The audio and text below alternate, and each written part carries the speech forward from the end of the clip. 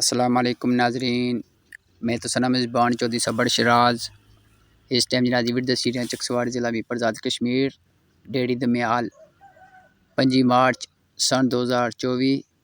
नाज़रीन ढेरी धमियाल जी रोड बनी सी बाबा पीर बदशाह रोड, उसने कम दसा नाल जेह्ड़ा नाज़रीन डैक है वह भी दसा वाले माशाअल्लाह नाज़रीन बहुत अच्छा कम हो रहा।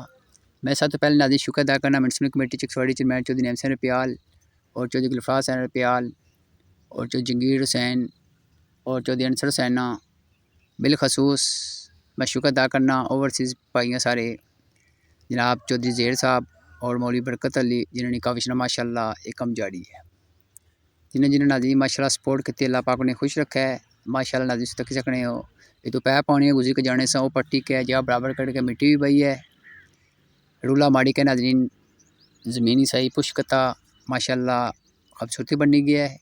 इंशाअल्लाह नाज़रीन का जे कैसा फिर तक सो डैक पर गेड़ा बस वो भी दसा नाले नाज़रीन में आखिरी चीज़ रिक्वेस्ट करना जिन्हें बंदे सपोर्ट की है ज़मीन दी है अल्लाह पाक उन्हें सब खुश रखे।